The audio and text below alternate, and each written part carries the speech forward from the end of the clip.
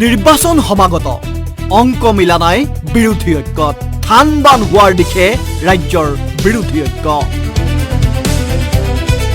31 জানুৱাৰীলৈ কংগ্ৰেছলৈ বুলি ডেডলাইন অখিলৰ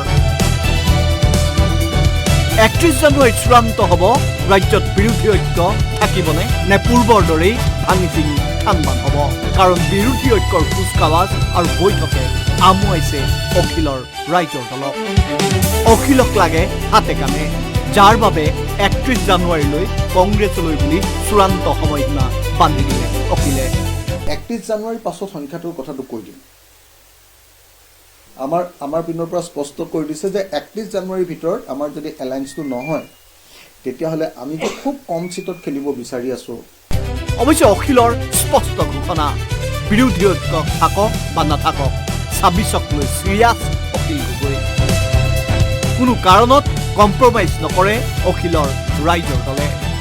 যাৰ বাবে বিৰোধী ঐক্যৰ মিত্ৰতাৰ বল কংগ্ৰেছৰ কৰ্টলৈ খেলিলে অখিলে অখিলৰ মতে মিত্ৰতা নহ'লে কংগ্ৰেছে বিজেপিক এয়া উপহাৰ দিয়া হ'ব আৰু যদি 31 জানুৱাৰী পৰ্যন্ত কংগ্ৰেছে বিষয়টো গভীৰভাৱে নলয় তেন্তে সমষ্টিৰ তালিকা ঘোষণা কৰিব ৰাইজৰ দলে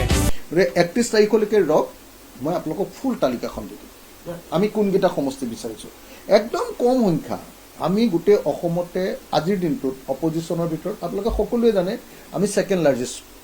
পলিটিকেল পাৰ্টি হয়নে নহয় কওক কংগ্ৰেছৰ পিছত আমি এই সময়ৰ অসমৰ চাৰিওপিনে পাহাৰতো আমাৰ সংগঠন আছে বৰাক উপত্যকাতো আমাৰ সংগঠন আছে নামনি অসমতো আমাৰ সংগঠন আছে উজনিতো আছে উজনিতো আমাৰ মেইন ঘাটি মধ্য অসমখন আমাৰ মেইন ঘাটি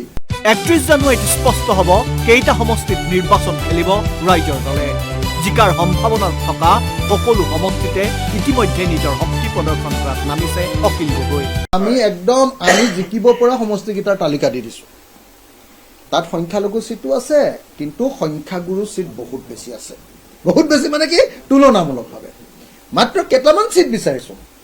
তাৰ ভিতৰত সংখ্যালঘু সিট তাৰে মাত্ৰ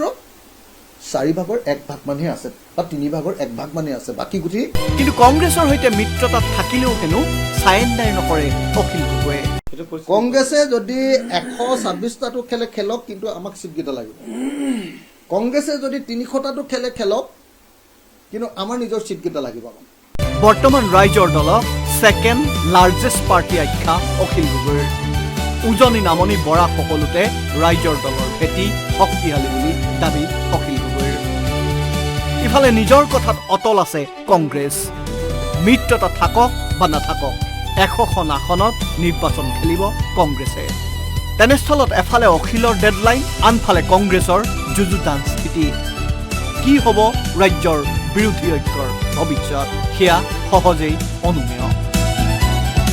ভিডিঅ' জাৰ্নেলিষ্ট পলাশৰ সৈতে প্ৰিয়ংকা দাসৰ ৰিপৰ্ট আছাম টাইমছ